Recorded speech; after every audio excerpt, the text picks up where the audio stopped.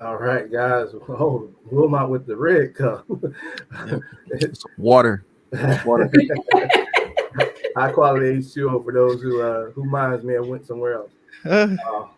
Uh, but guys, we're glad to be back. Another Teach Me Tuesday. Excited to dive back into the same topic that we were just hitting on last week. But first of all, just as always, introducing ourselves. I'm Gavin, Abraham, mortgage loan officer. Um, the second half, the team Abraham here at Guild Mortgage, and excited to always present and be a resource for those of you who may be seeking home ownership, and just happy to have this platform. Yeah, so I'm LaShawn Abraham, the first half, I guess, of Team Abraham here.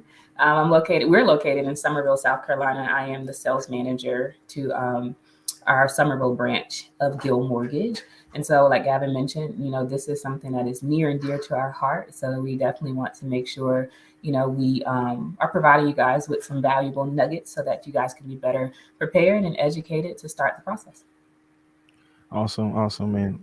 Last Wilmot Berry here, Orangeburg, South Carolina, local real estate agent with the Berry Group, brokered by EXP Realty, helping my clients reach their real estate goals. So super excited. Another week, guys, we get to share. Uh, if people have any questions, please, I'm gonna just start it off like that. Put them in the chat. We want to hear from you. If you have any, questions pertaining to some of the topics that we might be talking about, or maybe you're curious about something that we can touch on in the future. So, Yeah. Yeah, so guys, I mean, we can dive right into it. I mean, again, where we left off is where we were talking about the do's and don'ts of and the myths surrounded around real estate and mortgages. So, I mean, I'll jump right in there, man. I just want to talk about this current week or today. So, we have a client um, who is who's been under contract. We're moving along in the process. However, seller, we got the appraisal back, and the appraisal came in, let's say, $30,000 to $40,000 than what the purchase price was. ooh, And well, like we talked about before, guys, how to, there's no value in the things that you may value yourself, like the memories and experience of how you grew up in a home, or that that pool, or that trampoline you have in the backyard that you spent X amount of dollars for, that may not bring value to your home, but you spent hard-earned money, and in your of course you trying to recoup that back in a sense. And unfortunately, appraiser is not going to, he's not there to help you recoup, you know, expenses or money that you invested in your property that didn't add value to your home. And, we just had a situation simply where it didn't work out. I mean, the seller just didn't want to budge. mm, Um, and, now that buyer is back out on the market, looking for their next home, the home that's meant for them.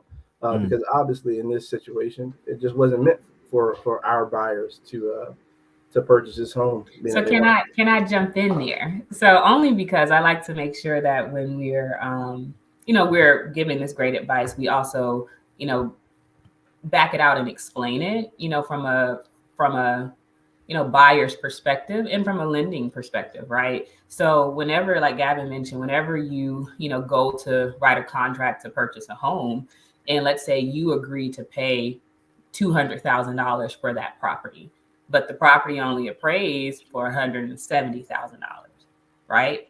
And so there's some choices and decisions that has to be made regarding that.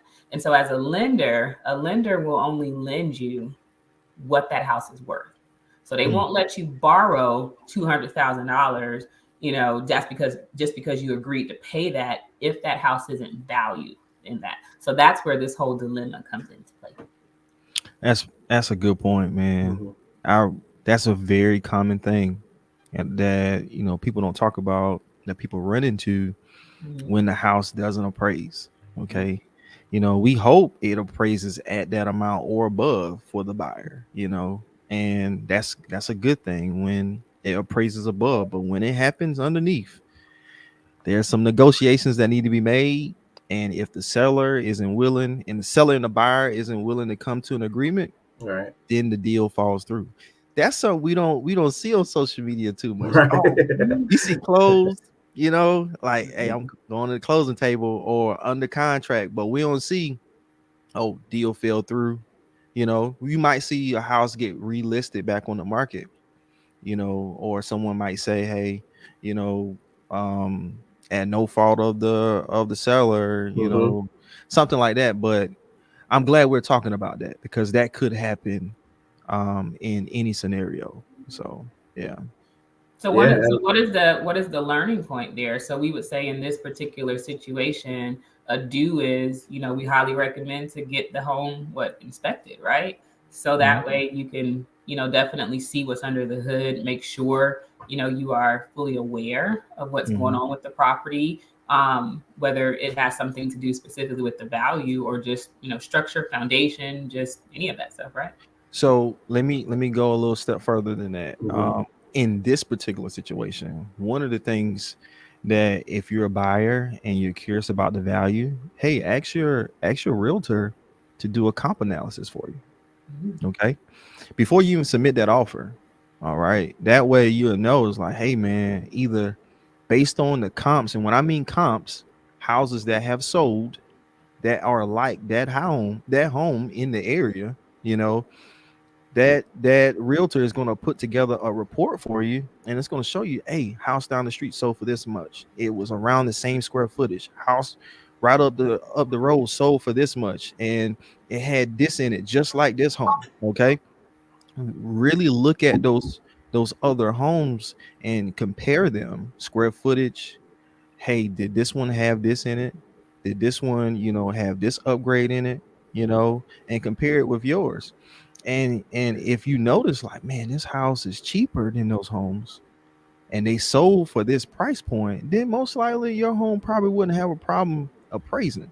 Hmm. But if this one sticks out like a sore thumb in a neighborhood that's only selling, like, hey, this houses in this neighborhood sell 180, 190, but this seller got it priced at 250, you might run into that problem. Oh yeah, yeah, and, Yeah. and I think that a lot of times, a lot of sellers run into that again, that issue where Yeah. um, they're holding on to things that they value to increase, like you said, because they're gonna, a agent will also do a market analysis when it goes to listing a home. I'm sure, Wilmot, you could speak to that, to where when you're on the selling side or the listing side, Yeah. that you do an analysis for your seller, to let Yeah. them know that, hey, this is probably what we can get at top dollar. This may where it may fall, where we can negotiate the negotiable range, and Yeah. then this is your very low end, Yeah. based on the comps that you see out there.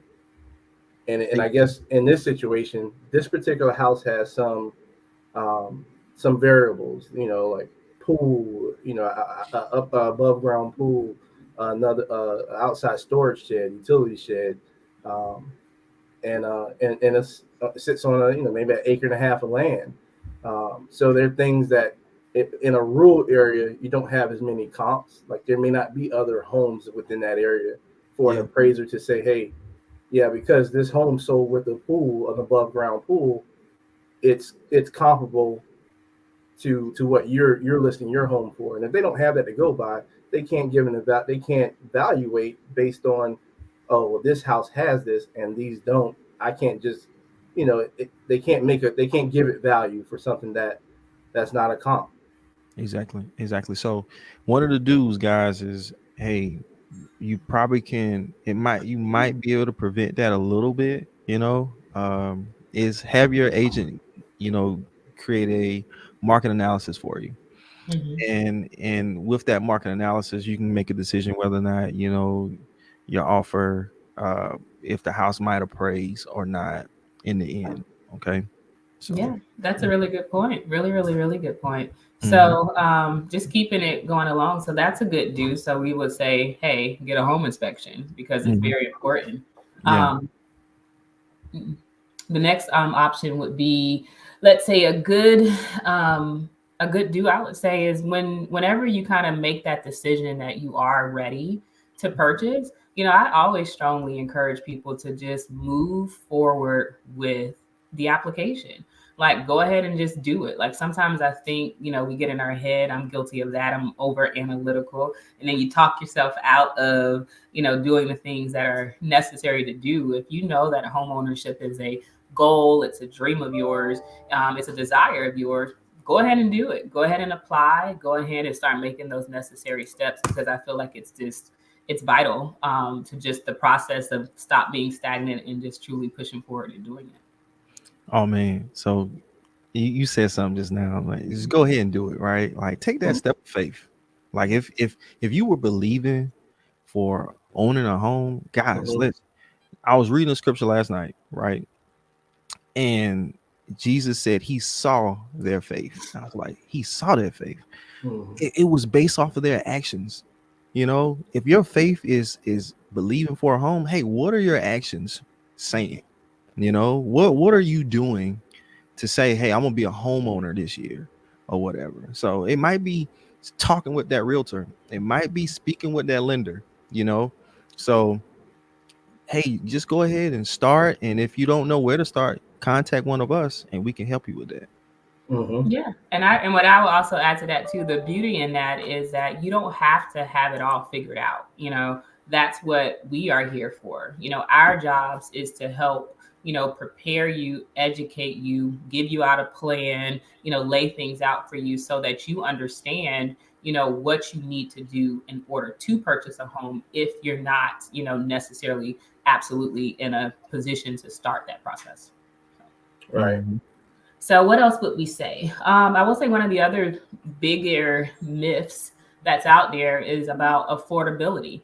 So, when it comes to affordability, we can speak on that. I think that's a big myth. To me, there's a little bit of controversy, especially today, because of just where the market is and where rates are. Some Mhm. people say, some people used to say buying a house is cheaper than renting, Mhm. or they think that the affordability when you own is much um, less than it is to be renting, but that may not necessarily be true, so we can kind of talk about that as well. That's a good topic. Mhm. Renting versus buying.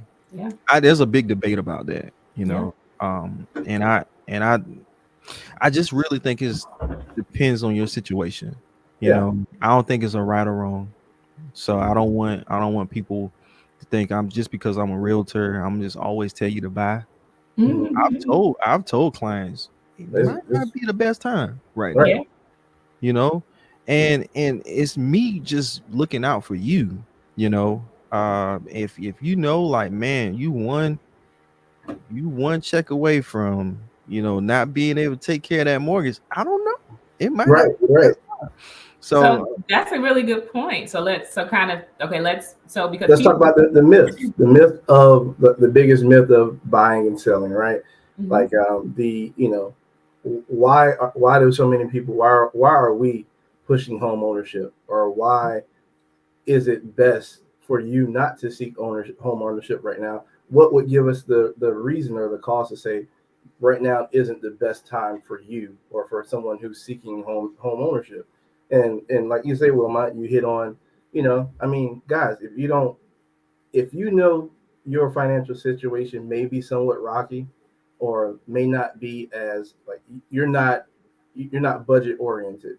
You know that you have spending habits to where you're not saving, you're not preparing for you know down the road to where your financials are stable.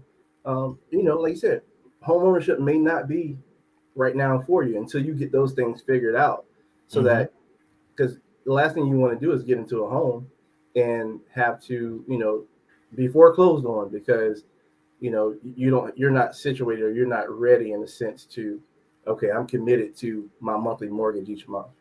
um, so yeah, so I mean, so what would you say is, I guess, around that myth? um, Anything else why someone couldn't be ready, or why we would push someone to say that, hey, you're making all this money, you've been on this job for 10 years, you've established that you want to be part of this community, and now you're set up and you have savings, you have this, you have that. Why are you still just paying rent? Is that just like I said, is it a mindset to where that's just what you've seen all your life and you don't know Mhm. anything different? So I guess that's a talking point to open up. Mhm. Mhm. So I'm gonna just touch on this. I really think it's just depending on the person's situation. Mm. You know, I'm always gonna point towards home ownership. First of all, let me say that because there are a lot of people out there that they can qualify for a home. They are ready to buy a home. They're all ready to invest. I'm a strong believer in investing. I believe that when you purchase a property, you're investing. Okay, so always that's a strong component of creating wealth, which is investing. So, but there's scenarios where, hey, financially, let's be honest. When you buy a house and something goes wrong, you can't call the landlord. You're gonna be calling yourself. You know, so you gotta have some funds, probably set aside just in case for a rainy day. Something breaks down, you need to get it fixed. Or some of the things I try to tell people is say, hey, get a home warranty. Sometimes you can call your home warranty company when something breaks down, or you can call your insurance company when something suddenly or accidentally or directly happens to something in your home. Okay. It's just being prepared for the responsibilities of a homeowner. Are you ready to be a homeowner? So, Nice, yeah. nicely put. I like how you touched on getting a home warranty. Mm-hmm. Man, and the guys in the process, those things are negotiable. Have getting a home warranty when you buy a home up front, and it's Mm-hmm. good for 1 year, and you have to renew it. A Mm-hmm. lot of people don't renew it. Mm-hmm. I want to touch on that. That's a good thing to where, just like anything else, over time things are gonna the Break lifespan of your HVAC, the lifespan of of whatever it is in your home down. that's being protected is going to age, and things are going to stop working. Things are going Yeah. to need repairs or need replacement, and the small investment of a homeowner, a home Warranty. a home warranty. Thank you. Mm-hmm. Um, it's like it averages, between $500 and $700 in most cases. Guys, pay that so that it protects you, for the year.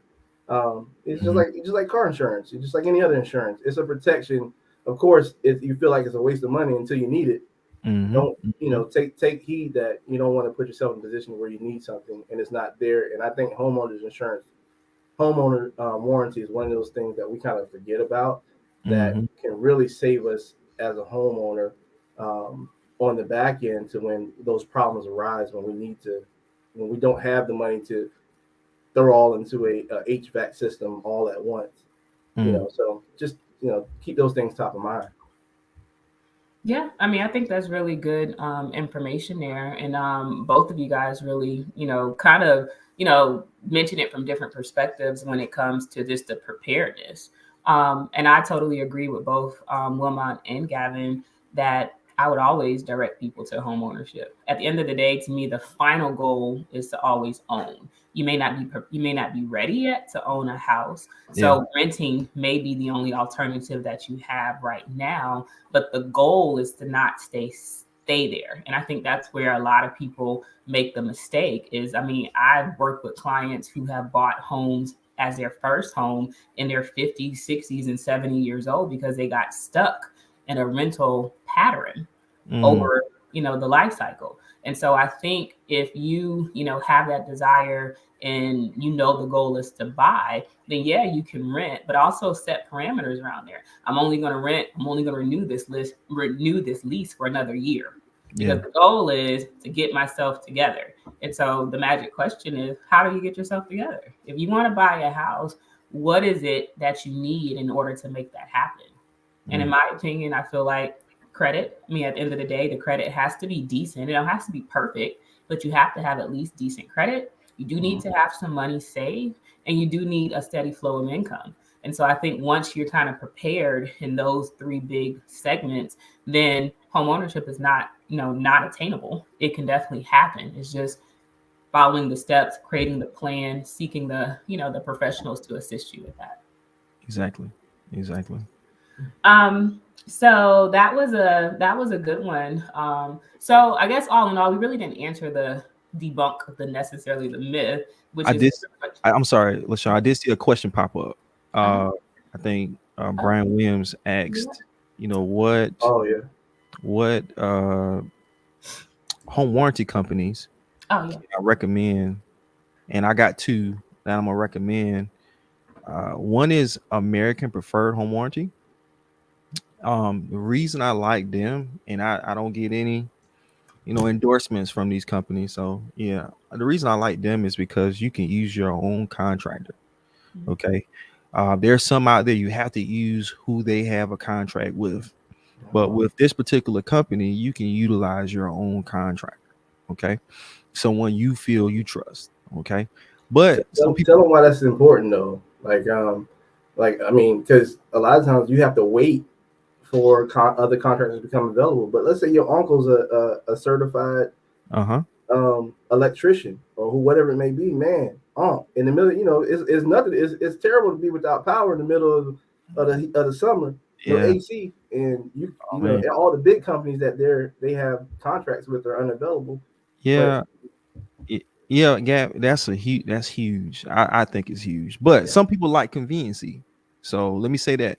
If you don't know a contract, you might be like, man, I don't know if that's good for me or not. So that could work out in your favor if you know people that have contract. If you need a contractor in Orangeburg, call your boy. I can recommend some for you. Another company I recommend is 210 Home Warranty. Okay, 210. I haven't heard too many bad things about 210. I really haven't heard any bad things about 210 Home Warranty.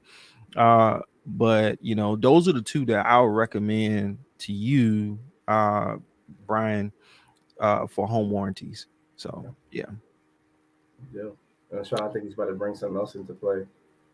Say that again. I said I think he was about to bring up something else outside of Oh the. yeah, yeah. Because I think the original question was regarding, you know, how do you really know if it's, if home ownership is the right time for you right now, or is it better to rent, or versus is it better to buy or whatever? I think that's where we kind of started with the question, Mhm. to begin with, and the overall answer is it's really situational, Right. depending on if you're prepared, and seeking out, working with one of us to help you figure out where you are in that process.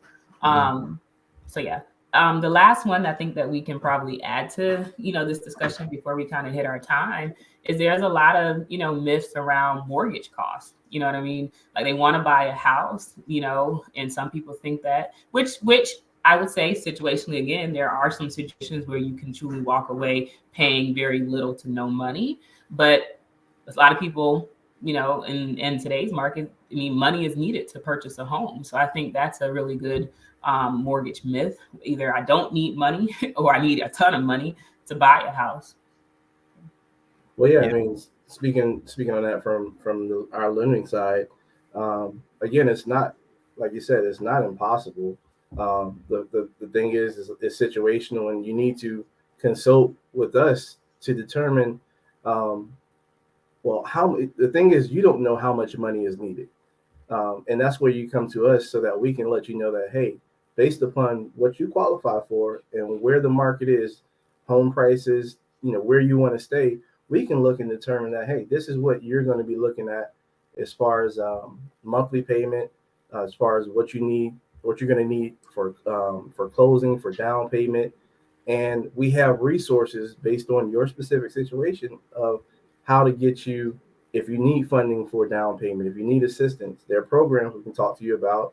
If you need money to pay for closing costs, that's where, when we as a team, we will work with the agent that you may have, that you're, if you aren't already working with the agent, if you just came to us first, then we will help you find an agent. We'll call Wilmot and say, hey, Wilmot, this client needs $10,000 in closing costs, or X amount of money to go towards closing. So don't let that be the deterrent from you finding out what it is you need. Because again, you don't know the answer until you consult with us to know exactly where you stand or exactly what you're needing. Because there are programs, like you said, even you may not have all, a lot of money saved, or you may not have, um, quote unquote, what you think is enough money to buy a house. Um, but there are tricks and trades, and there are programs that we are specialized in to help you in when you're in that situation and still become a homeowner.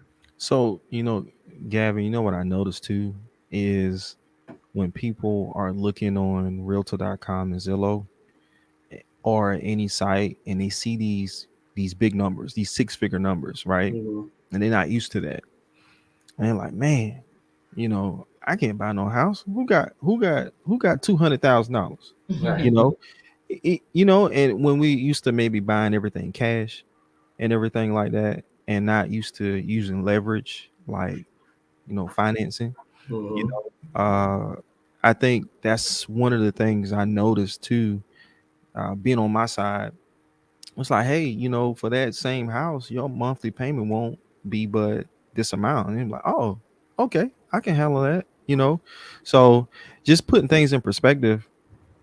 If you're curious about home ownership, but you're seeing these prices, don't jump, don't get scared yet. Just talk to one of us, and we could kind of guide you and let you know where your monthly payment generally might be for a house of that quality. You know. Yeah, I agree. And the other thing I would add to that, like as you were talking, like the thing that just kind of popped in my head on this whole subject of the do's and don't, I would say a big don't is just don't go assuming things. I think in Yeah. this industry, in this market, and just in this home buying process, assumptions can kind of make or break your process. Don't assume you know the process. Don't assume you know what your payment's going to be. Don't assume what your credit score may need to be or how much money you may need or whatever, because sometimes if those assumptions are wrong, you could do something that can kind of derail you from that process. So just making sure that we talked about this before, just making sure that are comfortable and you trust the people that you're working with, so that you can have that conversation. You're not afraid to ask the questions, because questions in this process, like I said, can save you, a whole lot if you're not afraid to ask when you don't know versus assuming. Right. Absolutely. Yeah, Absolutely. guys. So I mean, I think we're coming to the final minutes here, and a lot of good information has been shared.